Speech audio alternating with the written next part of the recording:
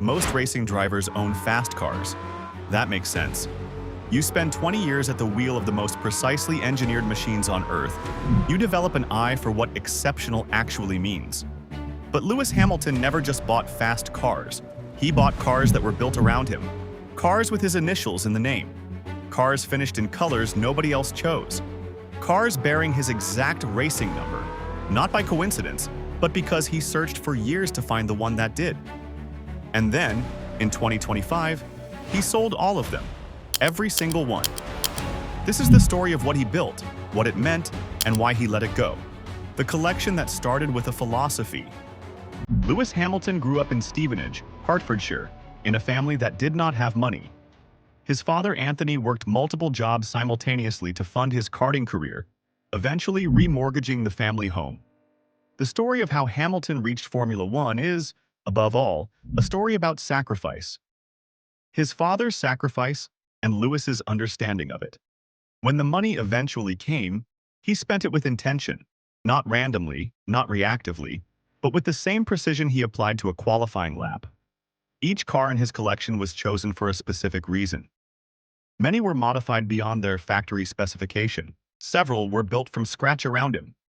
And almost all of them carried a personal detail, a color, a number, a finish, that made them unmistakably, irreversibly his.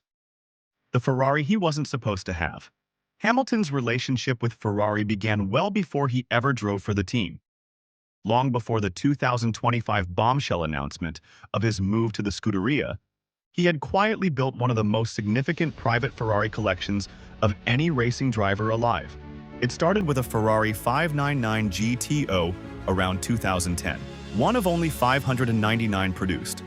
The number was deliberate, Ferrari matching the car's name to its production limit. Most came in red.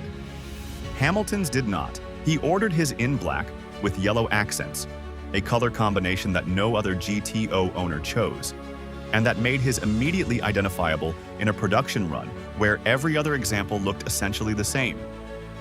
The 599 was eventually replaced, but what replaced it raised the stakes considerably. When Ferrari produced the LaFerrari, they did not sell it publicly. You did not walk into a dealership and place an order. You were contacted, you were invited, you were assessed. Only 499 were ever built, and Ferrari chose every owner personally. Hamilton was chosen. His LaFerrari coupe was finished in Rosso Fuoco, a deep triple-layer red finish that costs approximately $50,000 as a standalone option. He drove it around Los Angeles, occasionally photographed with friends in the passenger seat, treating a car worth over $3 million with the casual comfort of someone who had earned the right to use it rather than simply own it. But he didn't stop at one, the Ferrari that got towed home. The LaFerrari Aperta, the open-top variant, is rarer still. Only 210 were ever produced. Hamilton owns one of them, finished in white, one of the most striking versions of the model in existence. There is a paparazzi photograph from Beverly Hills that tells you everything you need to know about how he relates to these cars. He drove the Aperta to dinner at Nobu restaurant. He did not drive it home. He had it towed. Whether something mechanical happened or whether he simply preferred not to drive back at the end of the evening, nobody knows for certain. But the image of a $2.2 million open-top Ferrari hypercar on the back of a flatbed truck leaving a restaurant car park is, in its own way, perfect. It's the behavior of someone who uses extraordinary things as ordinary objects, which is either the healthiest relationship a person can have with extreme wealth or the most extravagant. The Pagani that bore his name. Of everything Hamilton has ever owned, the Pagani Zonda 760 LH may be the single most personal object he has ever commissioned. Pagani built it exclusively for him. There is no other version. The initials in the name, LH, stand, with no ambiguity, for Lewis Hamilton. He specified everything. The purple exterior, the full 760 aero package with its aggressive bodywork and extended rear wing, the naturally aspirated 7.3-liter Mercedes-AMG V12 delivering 760 horsepower. And he made one request that Pagani had never received before on a Zonda 760, a manual gearbox. In an era when every performance car defaults to paddle shifts and dual-clutch automatics, Hamilton wanted 3 pedals and a gear lever. He wanted to be the one controlling the shifts. He kept the car in Monaco and used it on the roads around the Principality.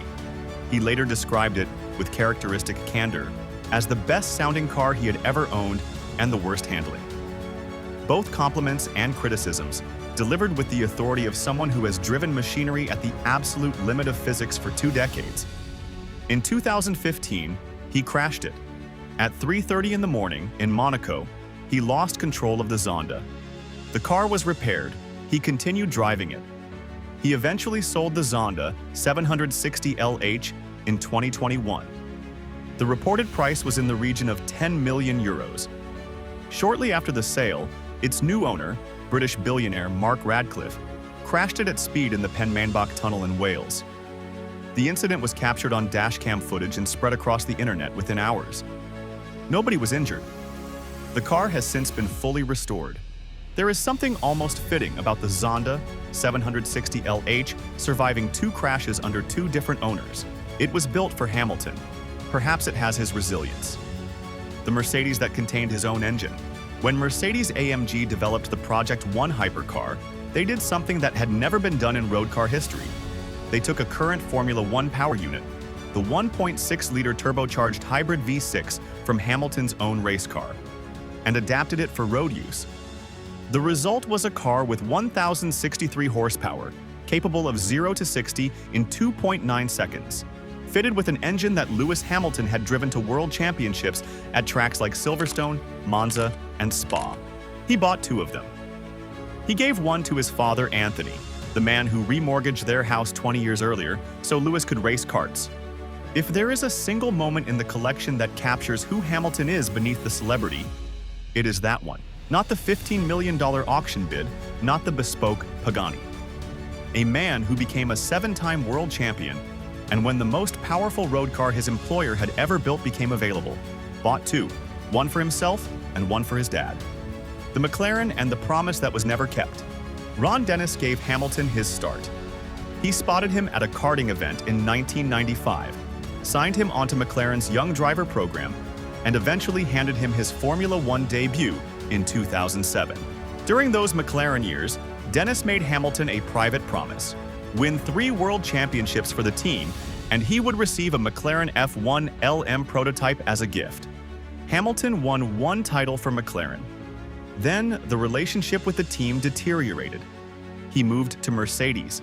The 3 titles, and the F1 LM, never came. Years later, a 1995 McLaren F1 came up for sale at a Bonhams auction in California. Chassis number 044. The 37th car off the production line. The first McLaren F1 ever imported into the United States. The bidder was anonymous. The hammer fell at $15,620,000. The buyer was Lewis Hamilton. The reason he paid that specific price for that specific car only became clear later when he was spotted driving it through Beverly Hills. Chassis number 044, his racing number. The number he has carried since childhood karting days. The number on every Formula One car he has ever driven at the peak of his career. Ron Dennis never gave him the F1 he was promised. So Hamilton found the one that already bore his number and bought it himself for $15.5 million. If that is not a statement, it is hard to know what would qualify. The ending nobody saw coming. In 2025, journalists at the Azerbaijan Grand Prix asked Hamilton whether he planned to buy a Ferrari F80, the latest hypercar from a manufacturer he now drove professionally. His answer surprised them. He no longer had any cars.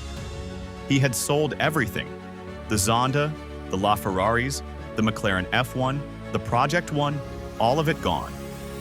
He said he was spending his time on art now, a collection built over 15 years, assembled piece by piece with extraordinary care and personal intention. Every car marked, customized, or chosen for a specific reason, quietly dispersed. Whether that represents a new chapter, a shift in values, or simply the decision of a man who realized that the real collection was always the career itself, is something only Hamilton knows. What we know is this: for a period of about 15 years, Lewis Hamilton owned some of the most personalized, purposefully chosen cars in the history of celebrity collecting.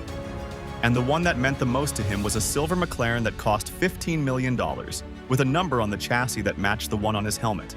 He didn't need Ron Dennis to give it to him. He went and found it himself. Subscribe to Drive Directive and let us know in the comments.